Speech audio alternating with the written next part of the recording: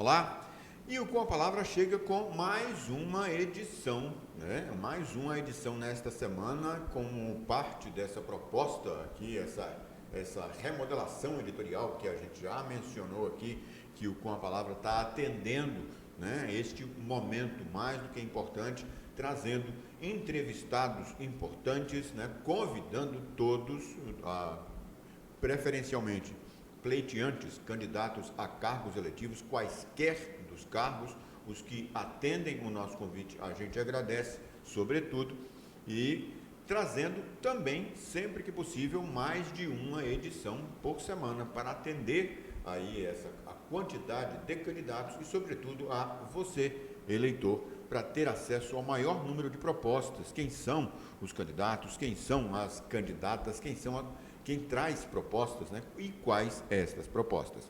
E temos o prazer de receber nesta edição do Com a Palavra uma candidata a deputada federal pelo partido Avante. Ela é socióloga, formada em Ciências Sociais pela Universidade Federal de Alagoas. Temos o prazer de receber nesta edição, mais uma edição semanal do Com a Palavra, a candidata a deputada federal, Danúbia Barbosa. Bem-vinda. Muito obrigado, Felipe, pelo convite, né? Estar aqui com você nesse momento, a gente poder discutir um pouquinho das propostas, né? Discutir os projetos que a gente já vem engajado ao longo do tempo, com a inserção da mulher, sobretudo da mulher negra, na política partidária. Então, a gente só tem a agradecer o convite por esse dia tão especial. Prazer é nosso, em especial por atender ao convite também. E, como alguns devem perceber, sem desmerecer a candidata, não é uma candidatura, não é um nome entre aqueles chavões, né, entre os medalhões da política de Alagoas. Não é desmerecimento, é uma questão de exposição ou não. Mas Danúbia Barbosa tem, sim, um diferencial muito recente. Ela teve uma participação ativa no momento político eleitoral mais recente, mais próximo aqui no calendário eleitoral. Não sei se você está lembrando, ela foi a única, entre os candidatos, a única mulher, né, pleiteante a candidatura aí de governadora tampão de Alagoas na eleição indireta realizada pela Assembleia Legislativa no mês de maio. Como é que foi aquela experiência? Eu digo que aquela experiência ela foi mágica, ela foi única, junto do propósito que a gente tem, né, do projeto da inserção da mulher na política, né, nos espaços de poder. Então, eu fiquei analisando, todo dia eu ficava analisando no noticiário as pessoas que estavam inscritas. E até então só tinha uma mulher inscrita para vice-governadoria, não tinha nenhuma mulher inscrita para governadora. E me chamava a atenção que a casa tem algumas mulheres e nenhuma delas tinha se manifestado para fazer a inscrição, né? E aí, quando chegou no penúltimo dia, eu disse, não, eu vou fazer, pode ser que no último dia apareça. E aí, naquele primeiro momento, antes da intervenção, eu era a única mulher, e aí eu comemorei muito, né? Porque, assim, nossa, querendo ou não, você se torna um referencial, né, na política. E dentro do projeto que a gente vem lutando em Alagoas, era uma vitória para o projeto. E, no segundo momento, após a intervenção que precisava ter a chapa, eu fiz a composição de chapa, e quando foi na sexta-feira, eu recebi novamente a notícia dizendo, olha, você continua sendo a única mulher inscrita. Então, fomos já se sentindo vitoriosos, né? O projeto, todas as mulheres que engajam o projeto hoje foram se sentindo vitoriosas. Nossa, a gente tem uma mulher que está disputando um espaço de poder maior dentro do estado de Alagoas. E aí, para nossa satisfação, a gente foi agraciado com o voto, né? O voto da deputada Jó Pereira. Exatamente. Então, assim, nós não temos mandato. Então, pelo fato de ser a única mulher, o discurso que a gente fez foi justamente esse discurso, chamando para as contradições que a gente vive no Estado, que é cheio de contradições, e um Estado que tem tantas mulheres, história de tantas mulheres fortes, como Nízia da Silveira, a gente tem Maria Mariá, e como é que a gente não tem tão poucas mulheres ainda no espaço de poder? Então, foi chamando a atenção para isso que a gente conseguiu o voto da deputada Jó Pereira e, a partir daí, a gente cada vez mais só fortaleceu o projeto e conseguiu trazer também para o projeto mais mulheres. foi uma candidatura para marcar um espaço, tinha a oportunidade de se fazer, mostrar, de ter aquele momento de discursar, mas chegou em algum momento passar por tua cabeça de ir de gabinete em gabinete, fazer aí, tentar um convencimento, fazer uma composição para até ter mais votos e, eventualmente, quem sabe, com críticas ou não, já se dizia que era uma eleição que teria um candidato vitorioso já pré-definido, quem sabe sair com mais voto, com mais poder, mais representatividade ou até ser eleito. Passava, sim, pela nossa cabeça, passava pela cabeça do grupo, só que a gente já sabia da arquitetura política que estava ali, né, montada para aquela situação. Eu tentei uma vez lá na Assembleia, só que há um embarreiramento para você ter acesso aos gabinetes. Você precisa ser anunciado, dizer para o que está indo, e nem todos os deputados estavam disponíveis para tal. Então, já era um feito muito grande para o projeto, que é um projeto que, assim, tem muito tempo, mas que a gente começou a divulgar tem muito pouco tempo, entendeu, de divulgação. A gente começou a divulgar o projeto em 2018, que a gente vem batalhando nesse projeto. Justamente por isso, pela falta de representatividade feminina. Hoje, na esfera federal, você só tem uma mulher. A gente tem 9 vagas e só tem uma mulher.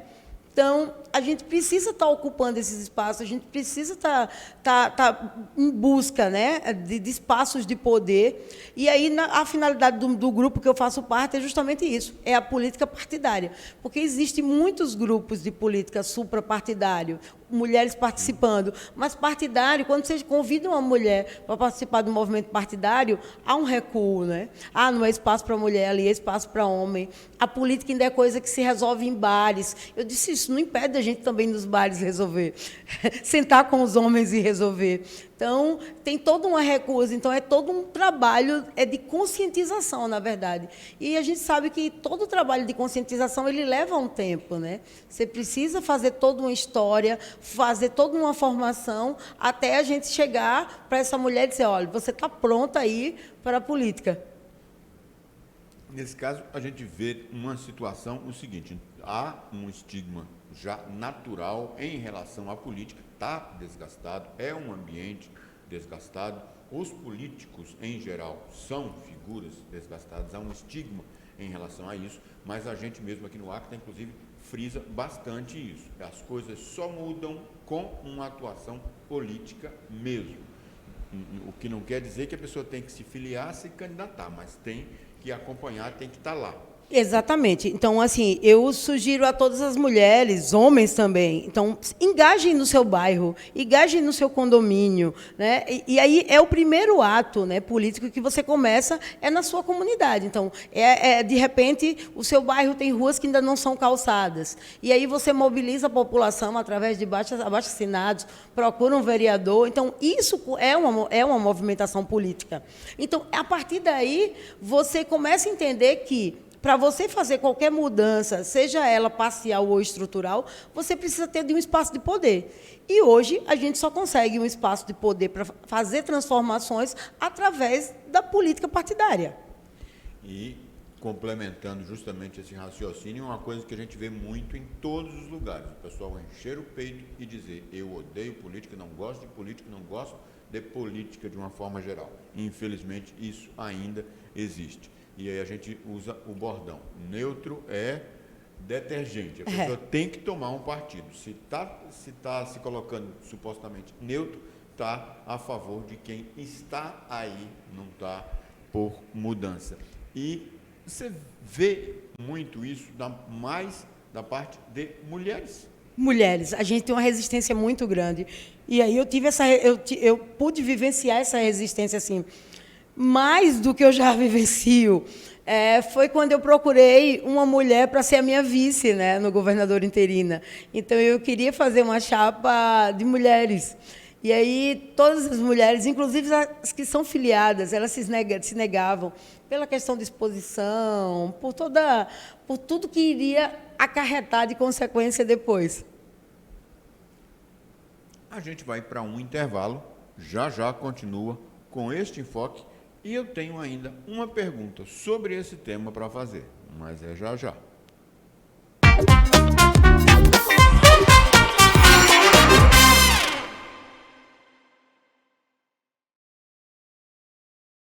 Neste Braskem Explica, vamos falar sobre a movimentação de máquinas, veículos e pessoas na região de fechamento e monitoramento dos poços.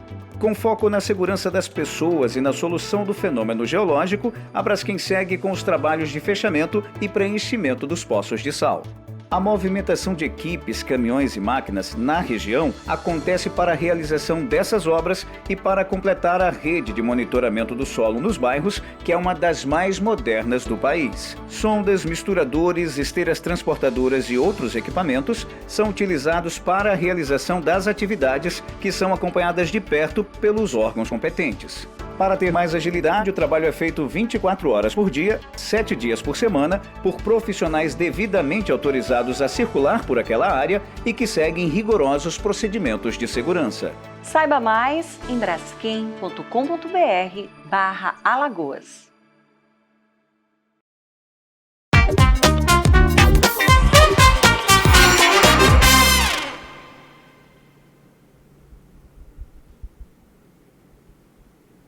E a gente volta com este segundo bloco aqui do Com a Palavra, tendo o prazer de receber a candidata a deputada federal pelo Avante, Danúbia Barbosa. Só relembrando, ela foi a única de mulheres candidata à eleição indireta realizada pela Assembleia para o governo do Estado em maio, já que Alagoas está nessa situação, né? Não tinha vice e teria que ser feita esta eleição. Ela foi a única mulher, o único nome feminino a se candidatar. A gente estava falando no primeiro bloco sobre essa questão da ocupação dos espaços de poder por mulheres, como ela bem citou, e eu deixei uma pergunta em suspenso, que era o seguinte: essa resistência da mulher, pelo que você deixou transparecer, já ouviu essa situação também? Não é só o estigma, a mulher diz mesmo, política é coisa de homem?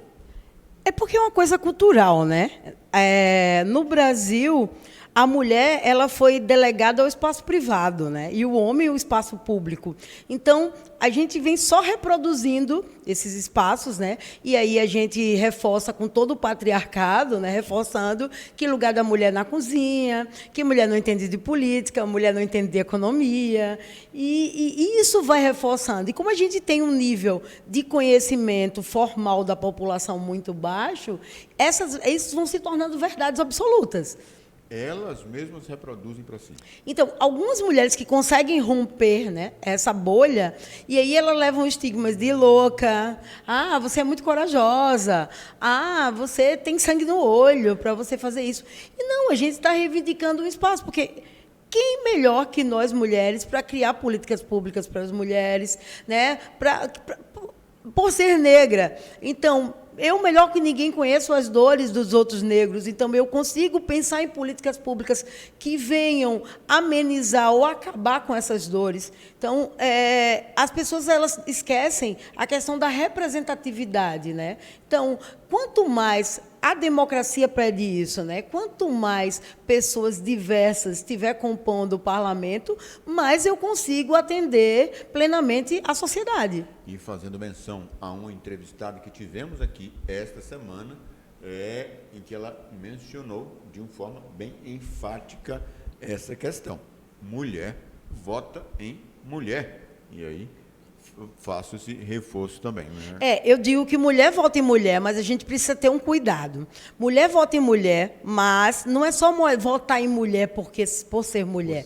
Ela precisa lhe representar em algum aspecto, né? Porque aí a gente também começa a banalizar o movimento de se ter mulher representando. Eu voto em mulher porque é mulher. E aí eu falei recentemente para uma palestra de alguns alunos, e eu dizendo a eles que tem uma candidata a presidente da República que falou a questão da igualdade racial. Só que todos os momentos que passa ela nos grandes jornais, ela não anda com ninguém preto ao lado dela. Eu disse, olha, essa história de mulher vota em mulher, isso você tem que ter muito cuidado, né? Você precisa saber o que, de fato, essa mulher conecta com a sua história. Se não há uma contradição, se ela não está sendo instrumentalizada por homens, tem toda essa... E uma outra questão, agora sim, afeita a este bloco, sem mais uma vez desmerecer a candidata Danúbia Barbosa, a candidatura É uma pergunta que faço a vários, já fiz a outros entrevistados aqui no Com a Palavra. É mais que um momento também para se colocar. Quem é Danúbia Barbosa? Eu digo que Danúbia Barbosa é uma mulher com a alma de menina, né? Que se inquietou desde criança com a injustiça no mundo. Só que, com o passar do tempo, com o amadurecimento, você entende que você não consegue mudar o mundo, mas você consegue mudar a sua comunidade, você consegue mudar seu município, você consegue mudar o seu estado e você consegue mudar o seu país. Então, você sozinha não, você precisa representar um grupo e esse grupo a gente fazer um levante e conseguir fazer essas mudanças estruturais. Então, eu digo que a minha luta de vida é incansável. É tentar fazer essa mudança em pequenos espaços para a gente ser exemplos e tentar mudar os grandes. E essa participação na eleição indireta de maio não foi também a primeira participação política eleitoral de Danúbia Barbosa. Ela já foi candidata, inclusive, a um outro cargo, ao cargo de executivo, foi candidata a vice-governadora em 2018. Em 2018 eu recebi o convite, eu era dos bastidores da política, né? Eu sempre fui envolvida com política, eu acho que desde criança na minha casa tinha discussões políticas, eu lembro com 4, 5 anos, eu e meu pai conversando de política e economia numa linguagem mais infantil, né? Relacionado ao que ele me dava ali de moedinhas para comprar, mas a gente sempre teve essa relação de política e economia em casa muito forte.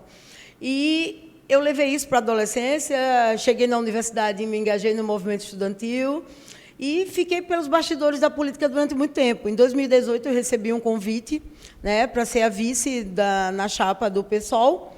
E aí eu disse, eu não vou aceitar porque eu sou dos bastidores, eu não sou da frente. Você trabalha o tempo todinho com comunidades e tudo, porque chegou o momento. E aí eu aceitei, e nessa aceitação eu fui a única mulher também na eleição majoritária de 2018, né? Não tinha nenhuma mulher. Todos os vices e todos os representantes principais eram homens. Então, eu fui a única mulher, né, desse pleito. E, novamente, puxando esse discurso, precisamos de mais mulheres para ocupar os espaços de poder. Precisamos de mais mulheres. Se você não tem coragem ainda de entrar na política, mas, de repente, se candidate a síndica do seu prédio, se candidate... Então, comece a movimentar, né? A gente precisa dessas mulheres. Apoie as mulheres que são candidatas. Apoie as mulheres. Aí eu digo, votem em mulheres que lhe representam, que tenham conexão com a sua história de vida. E, em 2020, eu passei por uma experiência também muito legal, que foi compor um mandato coletivo, que é uma coisa muito nova para Alagoas. E eu era a única mulher do mandato coletivo. E nós somos suplentes, né? O mandato, cada um tomou seu caminho político, mas o coletivo ainda permanece, pelo fato que a gente tem a cadeira de primeira suplência da cadeira do PT. Então, estamos aí na briga. Está aí. Mas aí teve essa migração do PSOL, na época, em 2018, candidatura que teve mais de 56 mil votos, e agora para o Avante. Com o passar do tempo, né, eu tive uma passagem rápida pelo PT, e eu recebi um convite para reestruturar. O Avante é um partido muito novo, né? E o Avante, aqui em Alagoas, ele estava sem representação feminina.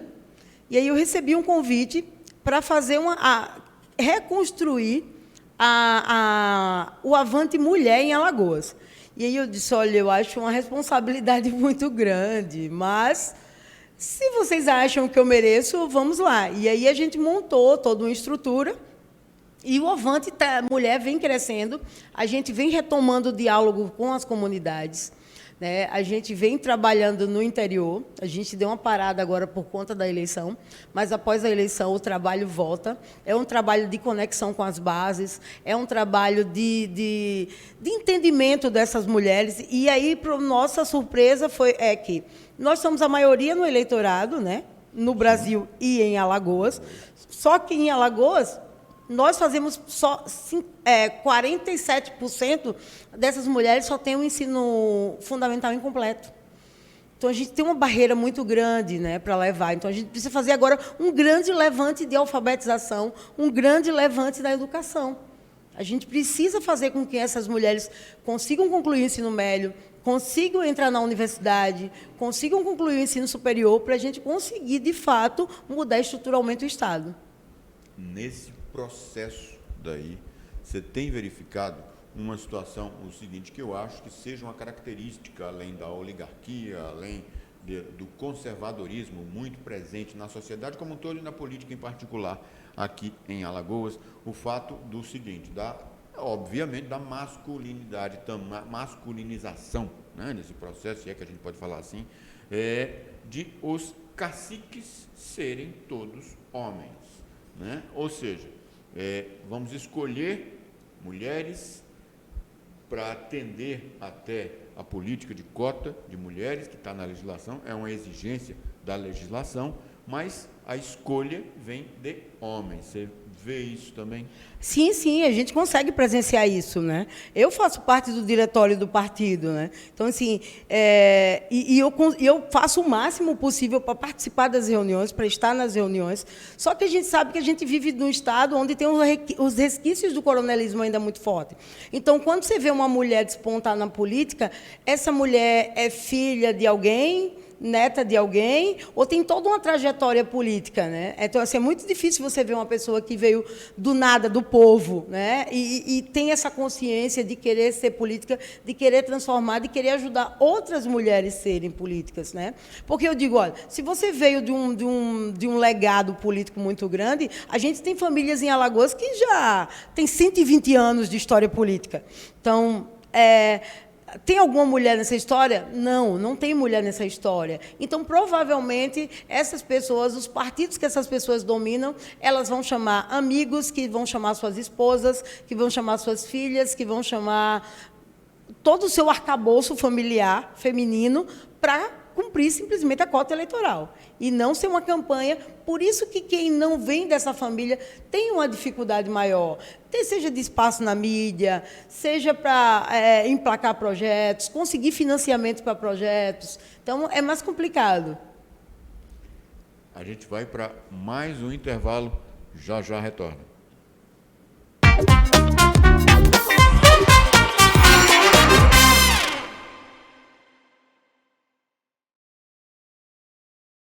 Neste Braskem Explica, vamos falar sobre a movimentação de máquinas, veículos e pessoas na região de fechamento e monitoramento dos poços. Com foco na segurança das pessoas e na solução do fenômeno geológico, a Braskem segue com os trabalhos de fechamento e preenchimento dos poços de sal. A movimentação de equipes, caminhões e máquinas na região acontece para a realização dessas obras e para completar a rede de monitoramento do solo nos bairros, que é uma das mais modernas do país. Sondas, misturadores, esteiras transportadoras e outros equipamentos são utilizados para a realização das atividades, que são acompanhadas de perto pelos órgãos competentes. Para ter mais agilidade, o trabalho é feito 24 horas por dia, 7 dias por semana, por profissionais devidamente autorizados a circular por aquela área e que seguem rigorosos procedimentos de segurança. Saiba mais em braskem.com.br/Alagoas.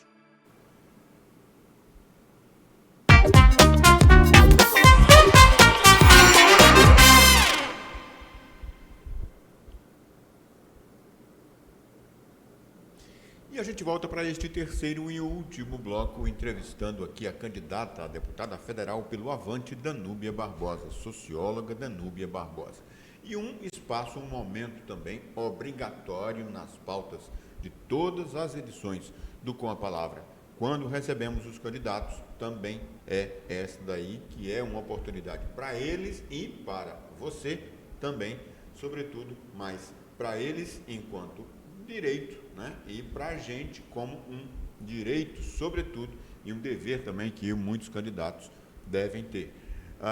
De que forma essas concepções, essas constatações feitas por Danúbia Barbosa ao longo da carreira política, ao longo da carreira como cidadã, vão se consubstanciar em propostas, em leis, projetos de leis, em coisas práticas em sendo eleita?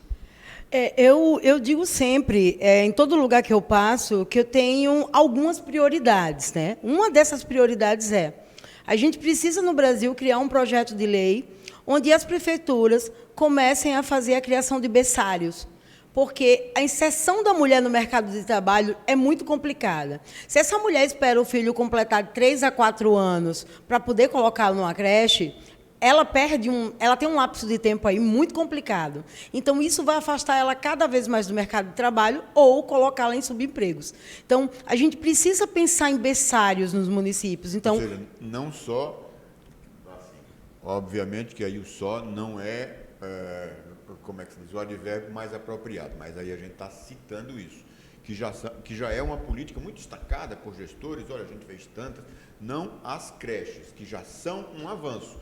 Berçários? Berçários, porque se essa mulher ela passa o tempo da licença maternidade, 4, 5 meses, aí no máximo 6 meses, como é que essa mulher retoma o mercado de trabalho, né? E aí eu falo sobretudo para a mulher da periferia. Ela, muitas vezes, ela é doméstica, vou citar o exemplo de Maceió, mora na parte alta de Maceió, ela precisa descer para trabalhar como doméstica na parte baixa, e ela precisa deixar esse filho com a vizinha, ela ganha um salário mínimo, e muitas vezes ela tem que dividir a metade desse salário com a vizinha, que fica com o filho, e ela tem que sobreviver com a metade desse salário mínimo.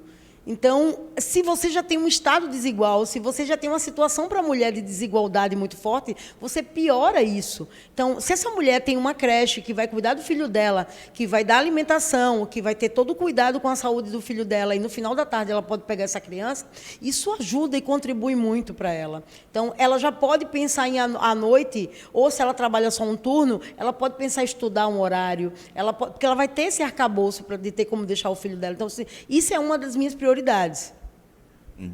Trazer um projeto de lei para isso. Exatamente. E também, outro problema que a gente tem muito, muito sério, que envolve também as mulheres, que são as mulheres, e no caso os homens também, que são portadores de filhos que têm, portadores, no caso não, eles são do TEA, transtorno do espectro autista. Quase que sumi a palavra agora. E aí, essas pessoas, a maioria das mães, elas abandonam o trabalho para poder cuidar dessas crianças, porque essas crianças precisam de cuidado integral. E hoje não se tem no SUS nenhuma clínica no Brasil que consiga integrar todas as terapias. Então, esse pai ele fica perambulando de ambulatório em ambulatório para conseguir a fisioterapia num lugar, a terapia ocupacional em outro, o psicólogo em outro, e, às vezes, o tempo não consegue ocorrer isso ao mesmo tempo. Então, isso dá um déficit no desenvolvimento dessa criança. Então, o outro projeto seria a gente colocar um projeto de lei onde cada estado criasse um ambulatório de referência para o tratamento do transtorno do espectro autista. São esses projetos, as diretrizes de esses são os primeiros, né? São projetos, são vários. Mas esses, assim, a gente tem conversado com pais, mães, e a gente tem sentido que a dificuldade deles é muito grande. Até quem tem plano de saúde tem uma dificuldade muito grande, porque não consegue encontrar clínicas integradas. E a gente sabe que a maioria são usuários do SUS.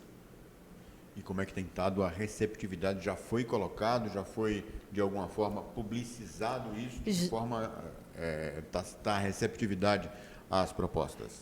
Assim, a gente tem lançado as propostas nas redes sociais, por onde passa, nas reuniões, nos comícios, e assim tem sido muito bem aceito. Então, o projeto dos berçários, assim, até pessoas de outros estados já entraram em contato comigo, né, para saber como é esse projeto do berçário, né? Da mesma forma como a gente tem um projeto, que é um projeto da elevação da economia criativa, né, aqui no estado de Alagoas, mais precisamente.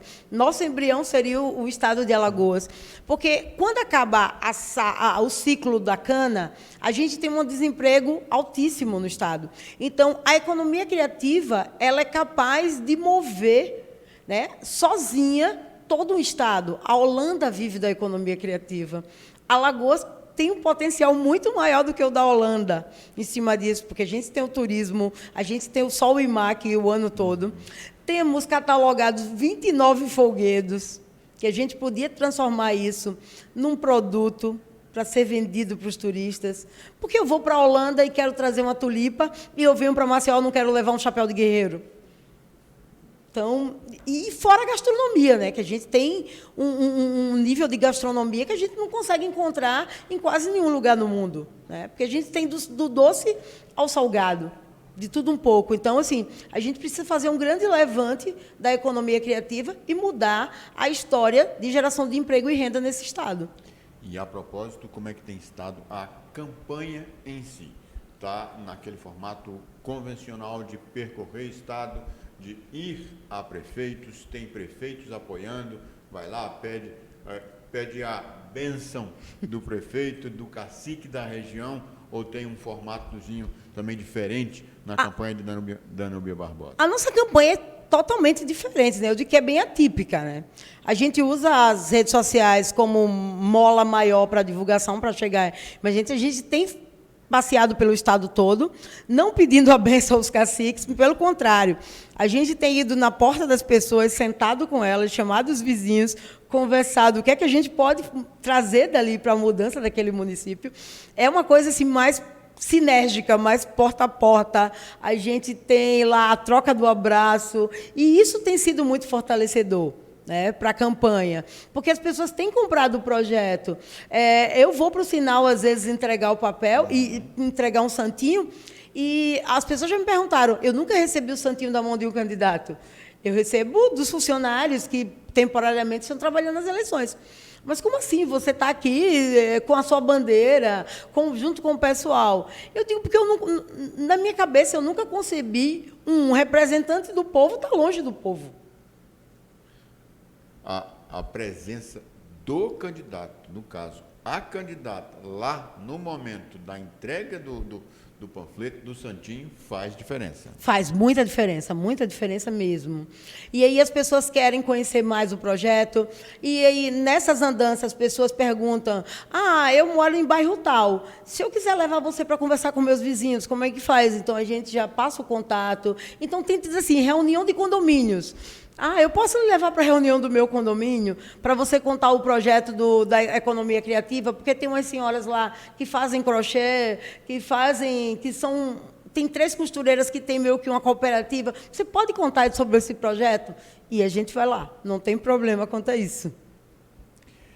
Uma outra questão que eu sempre tenho colocado para alguns entrevistados, a gente tem isso eleitoralmente, faz parte, não é ilegitimidade nenhuma nesse tipo de proposta, de atuação, de alguns nomes cederem o espaço, estarem ali para angariar votos para outros candidatos com mais possibilidades de eleição.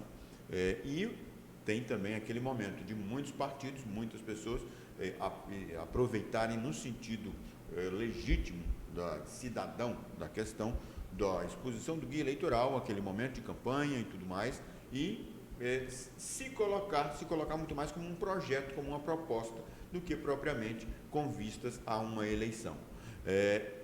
A proposta, os projetos de Danúbia Barbosa, a candidatura Danúbia Barbosa à Câmara Federal, é para valer ou é para ocupar este espaço? Super para valer. Quem me conhece ou quem deseja me conhecer, né, olha lá nas minhas redes sociais e vê que o meu projeto não é da agora, não é um projeto eleitoreiro, não é de eleição. A gente vem trabalhando já há muito tempo, justamente nessa conexão, né, do povo com a política partidária. Então, a gente não está aqui para colocar nome por colocar ou para ajudar fulano, ciclano ou beltrano. A gente está pedindo um espaço de poder para a gente mostrar que é possível uma mudança. O capital eleitoral de Danúbia Barbosa está contando já com aqueles mais de 56 mil votos de 2022, de 2018, já estariam mais que garantidos. A exposição concedida pela eleição indireta na Assembleia faz diferença. O voto de uma deputada que hoje é candidata a vice está pesando de alguma forma também. O que traz de capital eleitoral que você poderia dizer, olha, a viabilidade vem daí também? A gente sabe que cada eleição é uma eleição, né? Você pode ter feito 200 mil votos em uma e, na próxima, você, por algum motivo, perder seu capital eleitoral. Eu digo que muita coisa daquela eleição de 2018 vem conosco a bagagem, né? Muitas pessoas caminharam conosco, vêm caminhando conosco desde 2018. 2020 também, muitas pessoas que conheceram o projeto, que resolveram também participar do projeto, estão agora engajadas nessa eleição. Faz diferença, sim, aquela votação que teve no governo indireto. Aquela votação trouxe também, agregou um capital também eleitoral, porque quem não conhecia Dano B. Barbosa de 2018 nem 2020, passaram a conhecer a partir daquele momento, foram pesquisar, viram que não era só ali meramente uma mulher que queria aparecer, né? Tinha um propósito por trás, tinha um processo de conscientização por trás. Assim, eu prefiro não gerar altas expectativas, né? Eu digo, está na mão do povo. O povo hoje ele detém o poder de toda a transformação que ele quiser, do país que ele quer, da cidade que ele quer, do mundo que ele quer. Então, o povo tem essa... E hoje, né, um dia tão importante, né, que é o Dia Internacional da Democracia. Então, o povo ele pode fazer o paraíso ou o inferno, porque está tudo nas mãos dele. Então, precisa se pensar consciente na hora de votar, né? Eu preciso ter consciência no que eu quero.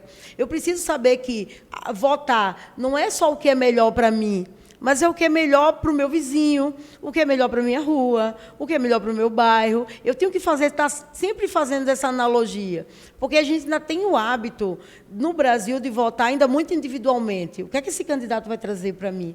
E aí eu tenho que perguntar, o que é que esse candidato pode me promover para eu promover para os meus netos, para os meus bisnetos? Uma questão que eu tenho colocado, que eu pessoalmente tenho colocado, acerca da eleição de Jair Messias Bolsonaro é uma constatação, quer dizer, não é uma constatação acerca disso, mas que o brasileiro, a despeito de se colocar que é um povo muito pacífico, a gente vê que não é tanto assim, a gente está vendo isso na eleição, é um povo com ódio também, a gente tem ódio no trânsito, a gente tem ódio em brigas de vizinhos, a gente tem ódio em briga de bar e tem ódio também no momento de votar. E a minha constatação pessoal, Felipe Farias, é de que muita gente votou com ódio em 2018, votou no ódio. O resultado a gente, infelizmente, está vendo aí nas tragédias de pessoas com visões opostas. Você sente um pouco disso também? E ao fazer essa proposição, né, votem com, agregaria também esse momento, votem com o coração, mas votem no bem e não com raiva. Exatamente. Então, a gente viu, assim, eu tenho 41 anos, né? Então, eu digo que eu nunca tinha visto um Brasil tão dividido, tão polarizado, como a gente conseguiu ver, na verdade, desde 2016. Né?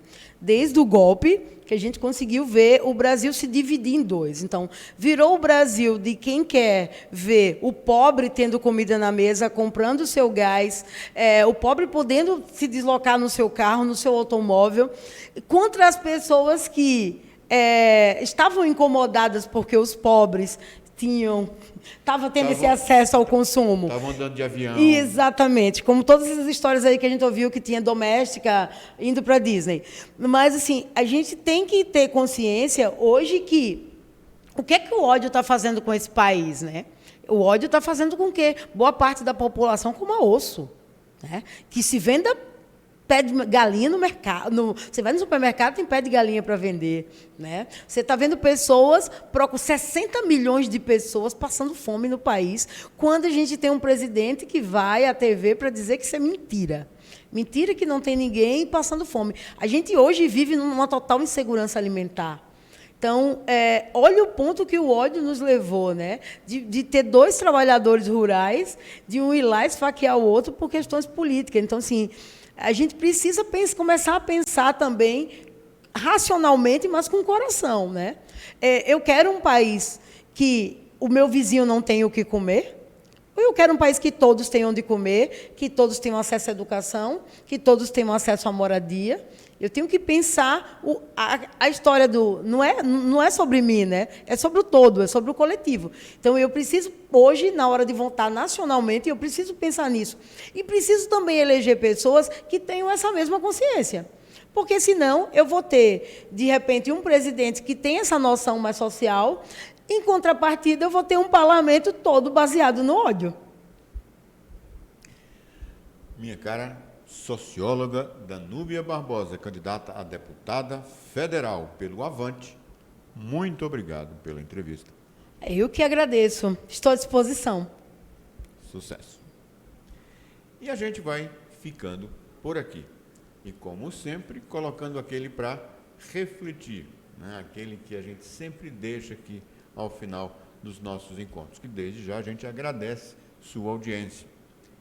Quando tiver algo que precisa ser dito, pode pedir a um homem, pode pedir aos dois. Mas quando tiver algo que precisa ser feito, peça a uma mulher. Margaret Thatcher. Até.